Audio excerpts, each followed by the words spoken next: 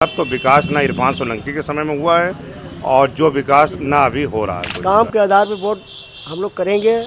समाजवादी पार्टियां लगातार अपनी विधायक बनते पुल का निर्माण होने जा रहा है, यहाँ पूरी बिल्डिंगें टूट रही, दुकानें बर्बाद हो रही, व्यापारी क्या कमाएगा, क्या खाएगा अपने बच्चों को। जुमले वाली काम ना होना चाहिए कि हमने इसका भी कर दिया, इसका भी कर दिया, इसका भी कर दिया।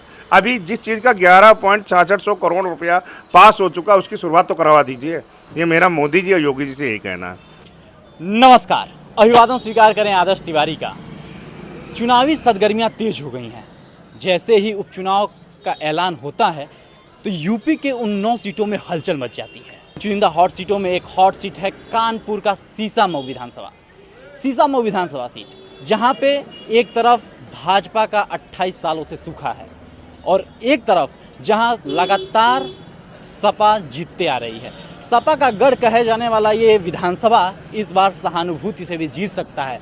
क्या सहानुभूति से यहाँ सपा जीतती है या फिर भाजपा अपने 28 सालों का सूखा खत्म करती है? इन सभी सवालों के बीच क्या है जनता का मूड, क्या कहती है सीसामऊ विधानसभा की जनता, क्या है उनके मुद्दे, इन सभी बातों को लेकर हम आ पहुँचे हैं सीसामऊ विधानसभा में। और यहाँ कुछ लोग हैं जो स्थानीय मुद्दे बता रहे हैं कि किसी को जाम की समस्या जो है खाई जा रही है, किसी को जो है मेट्रो की जो धीमी गति है कार्य करने की उससे भी लोग जो है नेता लोग सूद नहीं ले रहे हैं। और ऐसा भी कहा जा रहा है कि जो नेता जो प्रत्याशी यहाँ से जीत जाता है वो इन इलाकों में फिर दोबारा पूछने नहीं आता है।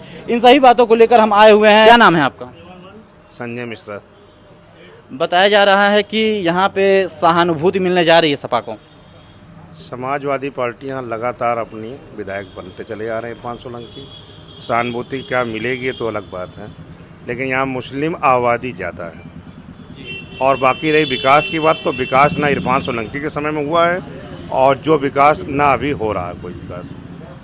तो क्या सीसामऊ विधानसभा की जनता जातिगत समीकरणों पे आधार पे वोट करेगी या फिर विकास के मुद्दों पर वोट करने जा रही है?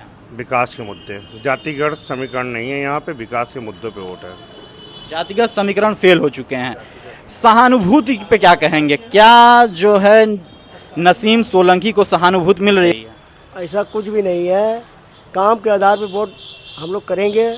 किसी सहानुभूति या उसके आंसू पूछने का काम नहीं करेंगे। जो भी विकास कार्य कराएगा उसी के आधार पर वोट किया जाएगा।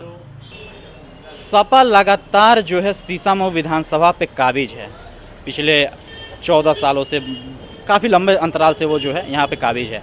तो क्या वो अपने विकास के नाम पे वोट मांगने आ रही है या फिर सहानुभूति से वोट मिलेगा? यहाँ तो वो सहानुभूति मांगने आते, बाकी कोई भी पार्टी हो, चाहे सपा हो, चाहे कांग्रेस हो, चाहे बसपा हो, चाहे भाजपा हो, कोई भी नेता इस मंडी में व्यापारियों की सुनने नहीं आता है। जीत जाने के बाद वो अपना देखता है, अपना परिवार देखता है, अपने नाते रिश्तेदार देखता है। यहाँ व्यापारी वर्ग कोई समस्या सुनने नहीं आता है। मैं पार्टी किसी के खिलाफ नहीं हूँ, यहाँ के विकास नहीं है। आए दिन यहाँ अतिक्रमण लगता है। यानी कि जीतने के बाद नेताजी सूद लेने आते ही नहीं हैं? नहीं, अभी हमारे विवेकानंद लोकसभा के रमेश अवस्थी जीते, यहाँ पूरी मंडी में बता दें कि किससे यहाँ दुकानदार क्या मिलने आए। कोई भी नेता हो, जीत जाने के बाद कोई नहीं मिलने आता है। और पब्लिक से ही जब वो बनते हैं, चाहे विधायक हो, चाहे MP हो, चाहे MLA हो। रमेश अवस्थी को जो है आप लोगों ने यहाँ से जिता करके सांसद बनाया है, निर्वाचित किया है उनको। तो क्या आप लोगों ने उन्हें वोट उनका चेहरा देखकर किया है कि योगी और मोदी के नाम पे, पार्टी के नाम पर? चेहरा देखने किया गया है, पार्टी भाजपा देख के किया गया है। तो पार्टी भी योगी के नाम पर, मोदी के नाम पर कि पार्टी के नाम पर? पार्टी किसकी है? योगी मोदी, भाजपा दो ही तो है भाजपा में।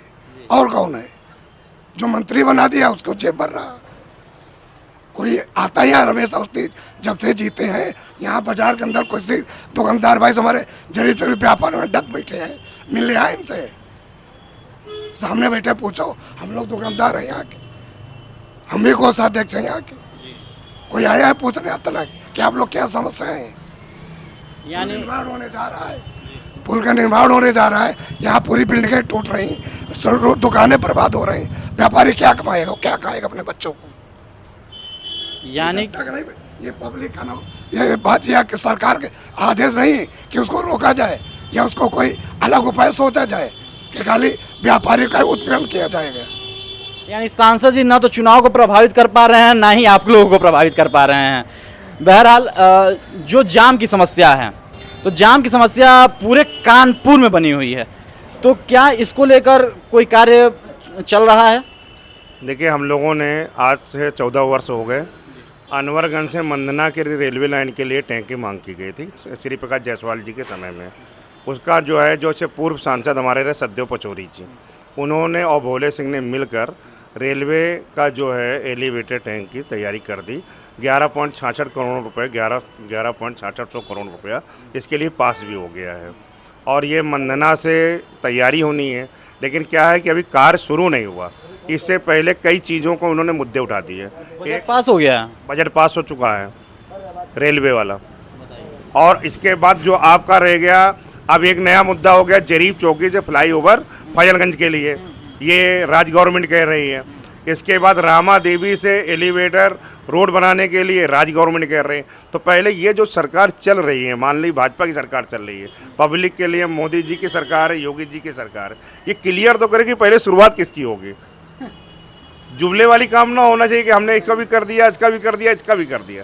अभी जिस चीज़ का 11.66 करोड़ रुपया पास हो चुका, उसकी शुरुआत तो करवा दीजिए। ये मेरा मोदी जी और योगी जी से यही कहना है।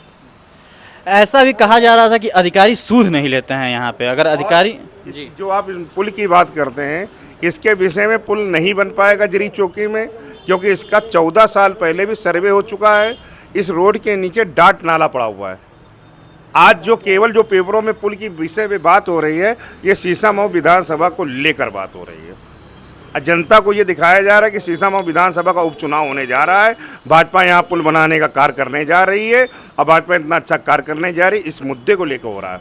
पुल नहीं बनने वाला है और 14 सालों से नहीं बना है। 14 साल क्या हो गए, 24 साल हो चुके हैं, पुल नहीं बन सकता है। इसके अंदर 14 साल से तो हम लोगों ने रेलवे के लिए जब मांग किया था कि मंदना से बाया पनकी और बाया अनवरगंज किया जाए, तो उसके लिए अनवरगंज से जो है होने के बाद इसके पूरे मेरे पास कागज़ रखे हुए, सब कुछ रखा हुआ है। एक चीज़ का जो हुआ उसका अभी तक 2 साल पहले पैसा पास हो चुका है। आप भोले सिंह जी से सददेव पचौरी जी सांसद जो रह चुके हैं, उनसे इस विषय में आप चर्चा कर सकते हैं। एक जरी चौकी रेलवे क्रॉसिंग से इधर और एक जरी चौकी की रेलवे क्रॉसिंग उधर, आपका 60% व्यापार, 70% व्यापार आपका रेलवे लाइन के इस पार है। आप कभी भी आप देख लीजिए, जैसे आपका गुमटी है, आपका गुमटी के बाद आपका जो 80 फीट रोड पे चले जाइए, आपका जरी चौकी आ गया, पी रोड जिसे सम्मिलित है, नयागंज सम्मिलित है, ये मार्केट पूरी इसी यहाँ से सम्मिलित होती है। जब आप रेलवे टैंक को ऊपर से बना देंगे, रेलवे लाइन जब हमारी ऊपर चलने लगेगी, जिसका पैसा पास हो चुका है, जिसके लिए सांसद सददेव पचौरी जी कई बार मुद्दा कह चुके हैं, उन मुद्दों को यदि लेकर काम कर रहे हैं तो पहले उन मुद्दों को सही करिए। फिर यहाँ पर आदमी भाजपा के लिए, समाजवादी पार्टी के लिए इनको यह क्या, माननीय जो विधायक जी सददेव पचौरी, मतलब जो विधायक जी हमारे इरफान सोलंकी हैं, वो 1.5 साल से जेल के अंदर है। तो इसलिए विकास के विषय में ये भी नहीं कहा जा सकता कि शीशामऊ विधानसभा के जो विधायक हैं, इन्होंने 1.5 साल से क्या किया। जब वो जेल के अंदर है तो विधायक निधि कार्य नहीं कर रही है। और रही बात जो मुद्दों को, रमेश अवस्थी जी सांसद बने हुए हैं, रमेश अवस्थी जी से यहाँ की जनता ने बहुत उम्मीद लगाए हुए हैं, ये काम करेंगे। लेकिन अभी क्या है, अभी 6 महीने हुए चुनाव के, 6 महीने के बाद हम हैं, कोषाध्यक्ष जी हैं, सभी लोग जाके एक बार उनसे मिलेंगे जाके, अब मिलने के बाद अपनी बातें रखेंगे। यही है आपका व्यापार मंडल के आप अध्यक्ष, व्यापार मंडल के आप जरी चौकी व्यापार मंडल के प्रेसिडेंट हैं। रमेश गुप्ता जी हमारे कोषाध्यक्ष जी हैं, पांडे जी हमारे सदस्य हैं, यहाँ पर मयूर जी बैठे हुए हैं, पवन जी हैं। यानी आप पूरा व्यापार मंडल जो है वो दुखी है यहाँ के, मतलब कष्ट हो रहा है, कष्ट होता है। कष्ट आखिर हो भी क्यों ना, क्योंकि जब इतने सालों से वो लंबित कार्य पड़ा हुआ है तो कष्ट बिल्कुल होगा। लेकिन पहले मेरा यही है कि जो भाजपा ने अपना पास किया है, जो सांसद जी, जो सददेव पचौरी जी ने मतलब जो है, और भोले सिंह ने जो मेहनत की है, उस मेहनत को मैप में आ जाना चाहिए, किताबों में नहीं रहना चाहिए। सांसद जी के बयान है, ये किताबों पहले पूरा करें तब इस पुल की बात करें। यानी पहले आप अपने वादों को पूरा करिए, उसके बाद से हमसे वोट लेकर जाइए। इसी के साथ हमारे सहयोगी अक्षय जावला को और हमें दीजिए इजाज़त। यदि आप इस वीडियो को यूट्यूब पर देख रहे हैं तो चैनल को भी सब्सक्राइब करें, और फेसबुक पर देख रहे हैं तो पेज को तुरंत फॉलो करें। धन्यवाद।